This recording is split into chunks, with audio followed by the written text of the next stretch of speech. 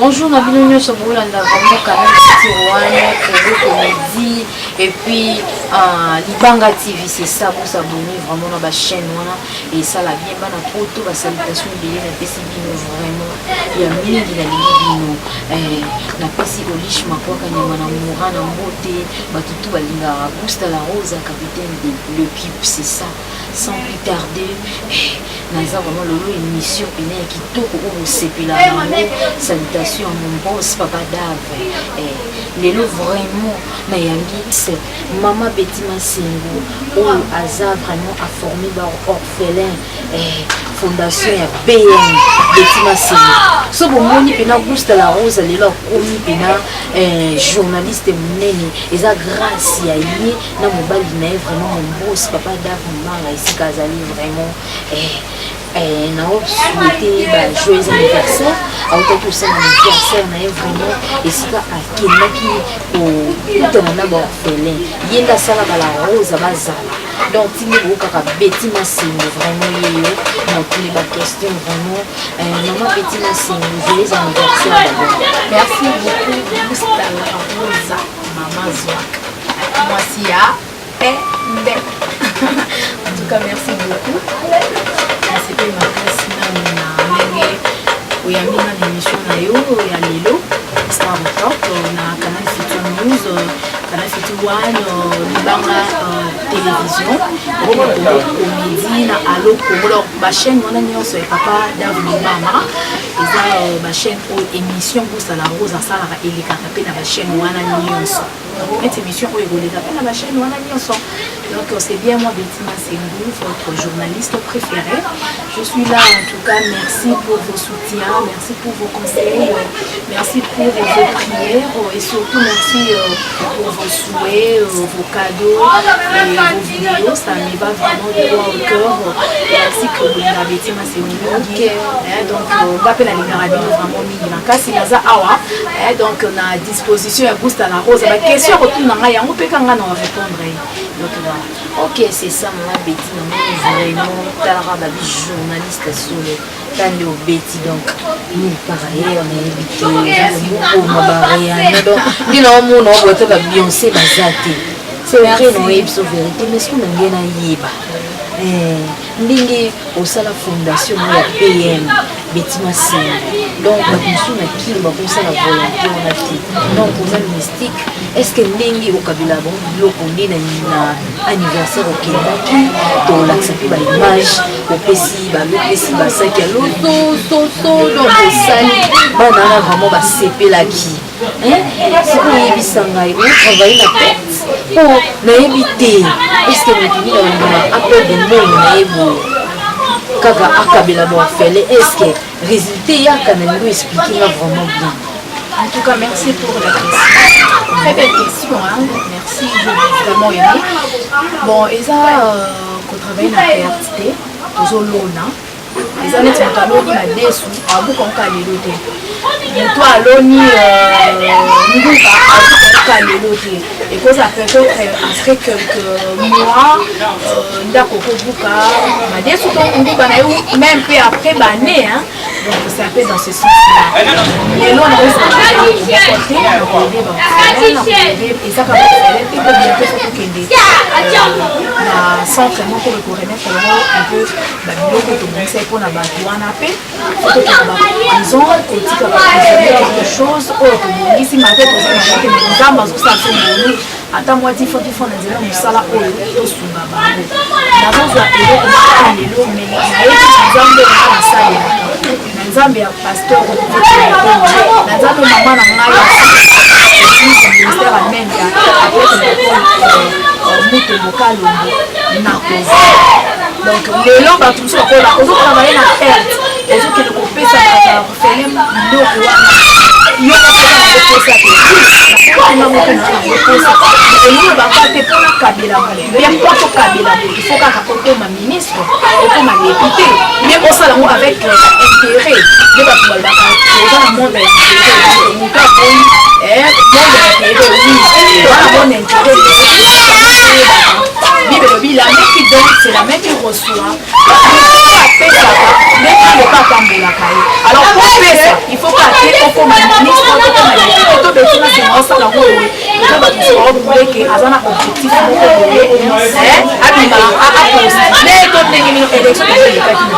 et donc ça to ça les na tema ko sala pesa biso ya ko sumba Betty na yeba est-ce que ça na bato basala ke ba pesa opingo bien yumu kana bokasite na yo donc osalika ki mwasi apembe donc yumu ko bundana na mukendenge ni pour oza vraiment na volonté wana na yiti yo expliquer ngana bato baidaka pour sunga ba ofele na yo comment voilà en tout cas bamsu bakanisa bongo bamsu bakanisa que non Betty na c'est une sali fondation bongo azana bato moko boyo babenga ba donateur bango bapesaka ye yake pesa bon pour le moment non tozana ba donateur mais je sais na lobaki ne bande que nzambe tosalelaka nzambe tobonela butumu na ba sacrifice tosala apesa soka ba donateur bakoya bakosoutenir pe fondation okotona ba projet ebele alors nde balobaka mosapi moko esokolaka elongi te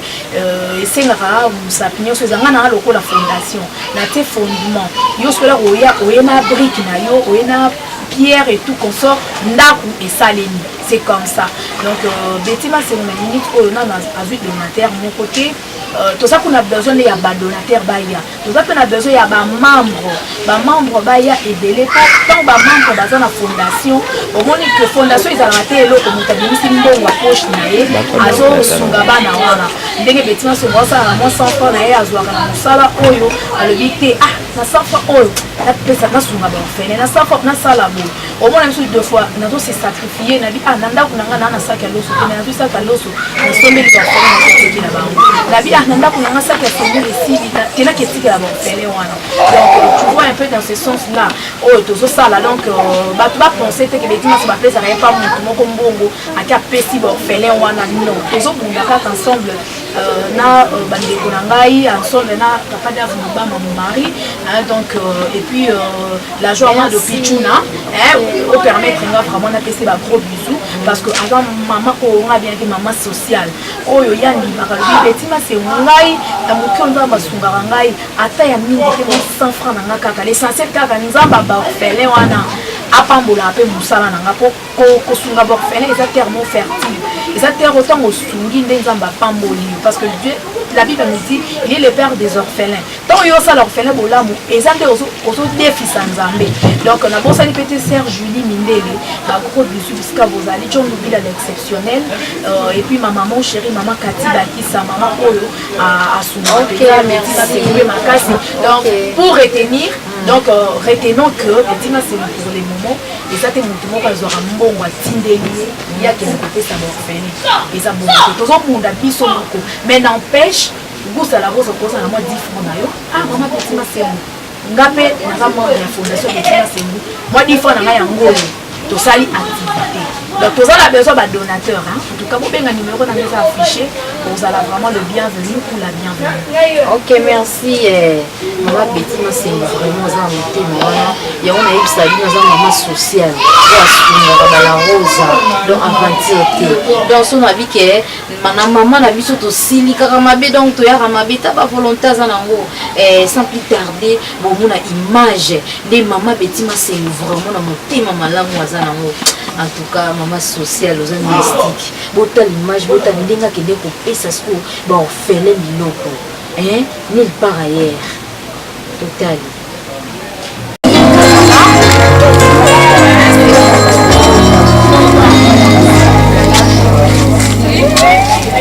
mettre ça à côté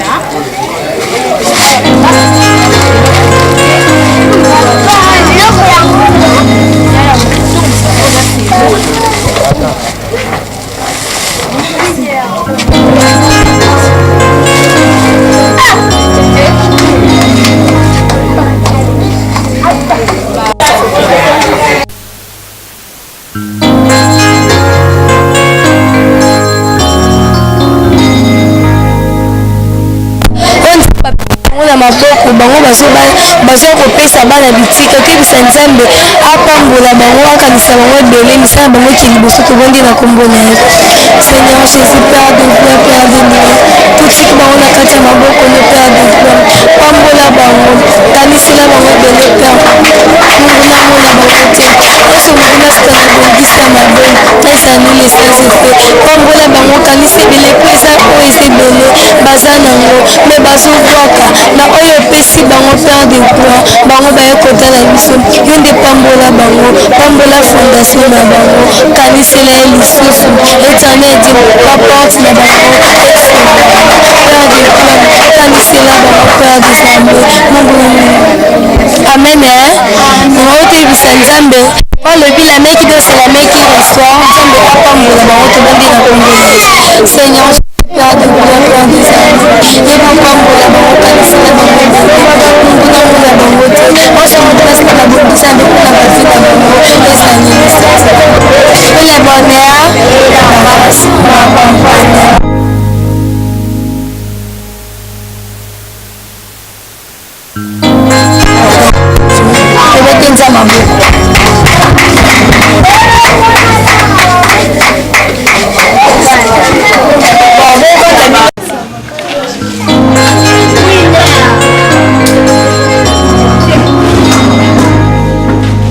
Daveline.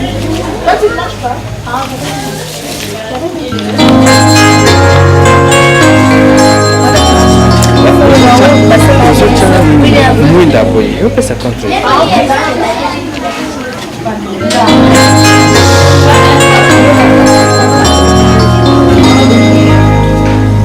Pensa na renforcer.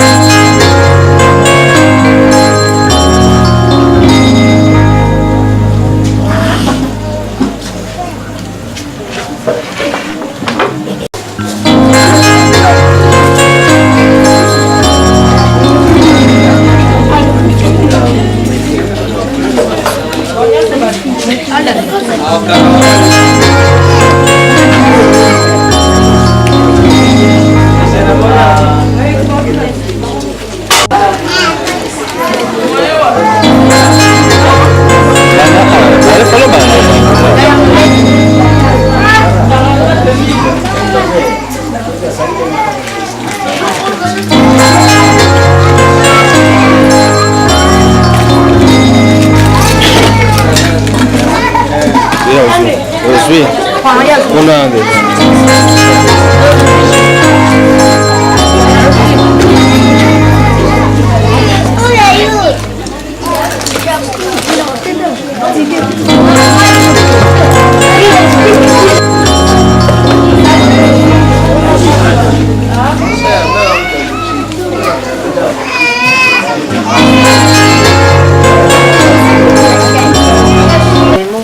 bino mo bomoni ba image ni ma beti masengo kindaki asalisi kina ba orphelin bon ce que vous savez muto boye nzambo ko molete pourquoi parce que ana mutema nene mutema bo maman c'est ça ose pena za rappeler on a besoin yemo kwa ya soutenir vraiment et ça la bien nzambo ko mbola bino sika bozali ma beti vraiment elekeli ngai ba msu bazala ka anniversaire akei akangi bavandi na boîte à dépenser sans kutu akenda ta kotala ba tu qui la bleu mais yo au sein de l'homme anniversaire mon péno qui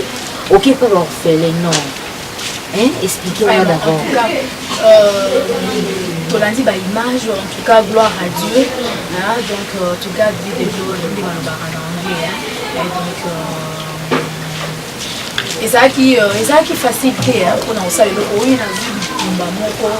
ah tout ça la rose mon dimanche le même jour moi na on a kina ozaki le 27 mai mais nzamba za bolingo on a dit la réussite totale tokendaki to rendre to sepeli na orphelin wana tokendaki anniversaire abetima sengu dans le but ça sert à rien bongo kokendo kanisa ba camarade kokanisa ba copine o tokende to mila na voix d'ailleurs moi ngamila masanga te ya ba pe masanga mais na boy te ba o ba mila eza mo na ndenge na yenga na mila masanga te mais na boy na mila ba to ke to mila masanga na lesi bango na melisi bango na bitu na sana ngona bano a ditike bano ba ola lanzala ba osanga même eloko kolia tala na mwana moko na memaki ya muke azana inani demi mwana na deux fois ba msu bana ba 2 ans ba fana nzala bana to ko tipo kwa busta la rosa ba osanga eloko kolia so natali mbongo wa muke wana kaka o nzamba sungi nanzela musala oyo nakende nakangisa ngo bato bamela masanga non c'est mieux hein nazwa ona kepesa ta bakofene toliana tana bango ata muku asoso moko to buki ata mwa biloko kaka wana muke wana mwa ji wana to meli mwa saki aloso balambela ka bango ata na semu esunga ka bango po bana wana bakola malamu donc ça appelle dans le sens wana kusta la rosa donc ils ont enroté ba tout kanisa so ndenge nini yetima c'est ngata jaune je suis une jeune dame oh nzamba kosunga na ndenge na ngai kaka ne bomonde nga bo non na bongi na vite mais na yebi ki na obonga na kombo amen ko ba acte ça les a déjà ba sacrifice na on se sacrifier na kona dembo na pe na sobi kabelo na milaiti awa mais na lobi na ko se sacrifier na kabelo na milaiti bon wana na ko soba kabelo na milaiti na ko za taper talent na bi ki na soba ta ba talent na nga na soba bilamba na ngai na tata carburant na bi te na kepe sa ba ofele po to yebi ke nzambe akobambola biso et puis Busta la Rosa ngana sepeli surtout na bandeko oyo bamsusu bamona kaka que ba fille à télévision ba moins sérieuse les ba qualifier à biso yo pour également ça c'est ça journaliste de Canada TV puis ba comédienne ba ba tout icône mais tant ba mona ba biloko boye besoin l'accès que non tout ça ba moins sérieuse tout ça la musala na biso comme c'est là parce que dans musala mutu azana musala oyo nzamba pesie o penza menanzela musala akopambola ye donc c'est un peu ça merci beaucoup ok merci tokomuta to chité tokomokoma na suka na pesi vraiment ya odeur jibe pia na mwini esi koza vraiment bambuti beli na pesi fana ma utu balinga ngai mot de la fin ma betia koloba abwaka libanga pa batu na ye ok voilà en tout cas mot de la fin merci Busta la Rosa parce que nous sommes déjà à la fin merci une fois de plus l'invitation na yo bandeko sur lundi biso retenez que fondation Betima Sengu ozamba ya pamba na lisumu ya nzambe tozana ba projet belé o esenga pe soutien na bino déjà on a fait sa programme le 30 juin tous la marche de santé au présent depuis lemba tikingasa ni tokiata ko le kandenge zalaka oya so na besoin ya polo bobengi boyebi kande masole zalaka solola très bien et surtout après wana tozana projet mosusu photo ça activité ya kokelo kotika moi ba kisi kaka et dans la web pour Betima c'est on a ni ministre ni député ni moi c'est ce qui est président de la République au moins c'est un ministre mon ko député monté un simple journaliste et puis papa Dav azani ka rapport pour la chaîne de télévision na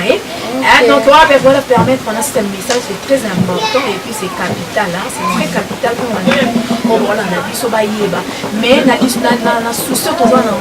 pour la fondation. En tout cas, merci beaucoup à vous. Gusta la Rose, maman Zouaka, moi c'est à Pembe. Donc, en tout cas, merci pour le cadeau.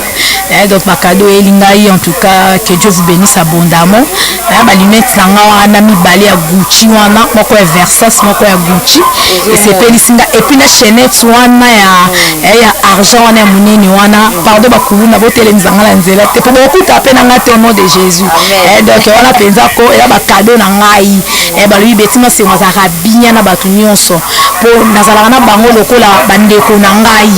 Bah, le bi, exacte que so bozana batu faut comme il a qui ça cause la orgueilleuse, to orgueilleuse non avis faut la simple, ça la bien à batu po, car batu la fait ba osumbayo. Donc c'est un peu ça. En tout cas, merci beaucoup pour na ba oro.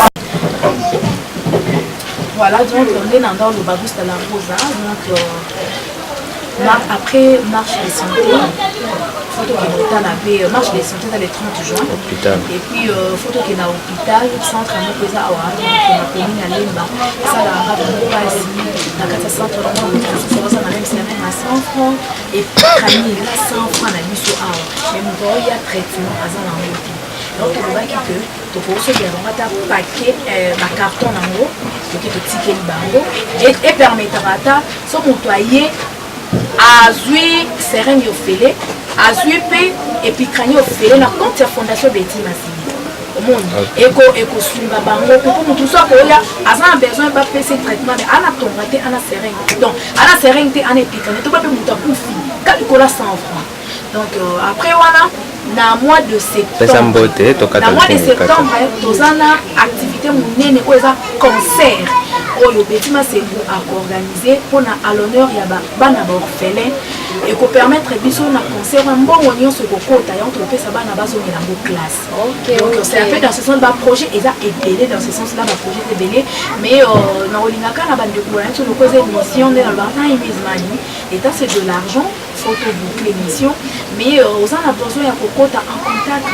avec la fondation Betty Massini au benga na numéro na ngai et ça affiché na émission parce qu'on a mis Betty Massini fondation Betty Massini pour la coco dicté bino plus 243 89 95 32 048 et ça la peine à émission na ngai au bolanda na Congo pour nos télévision et puis combien de biso la page Facebook na biso fondation Betty Massini ata na page Facebook na ngamoko na kosolo na una email na biso pour la fondation Betty Massini donc ce que combien de biso et vous allez bien makasi et nzamba kopambola yo toza vraiment na besoin de membres et puis ba donateur donc merci na pesa salutation rapidement na ba bien balandi biso des gros bisous à la joie de Pichuna maman sociale depuis France maboko bank moi soit tonda na kitoko tonda pe na mbongo moi soit kabara na dans l'argent propre c'est bon ya qui cité mais mbongo ya nzambe donc ayoki ouais nabi ke secret à Gusta la Rose les arrêté pour y avoir une avec tout ça la caméra de gros bisous à John Dubil à l'exceptionnel many exit. Donc de gros bisous aussi à la sœur Julie Mindele. En tout cas, on a fait ma mère Zembambote, moi c'est papa tous pépé les Ambetolo. Merci à maman Katiba qui s'est champion Kayemena Kenya. On a lui, j'arrive bientôt, Kenya, j'arrive. Merci aussi à Blaise Kaba. Merci aussi à vous, Gusta la Rosa. Dem Sadawana. Pour bien se voir, ba fruit na biso c'est vrai papa na vumba na Betty Massini la bosse était Marcelo donc je merci sur canal futur la petite nous a budget belé en tout cas merci beaucoup pour la Rosa voilà to combination comme les il y a trop des gros bisous bye bye bye ciao ciao.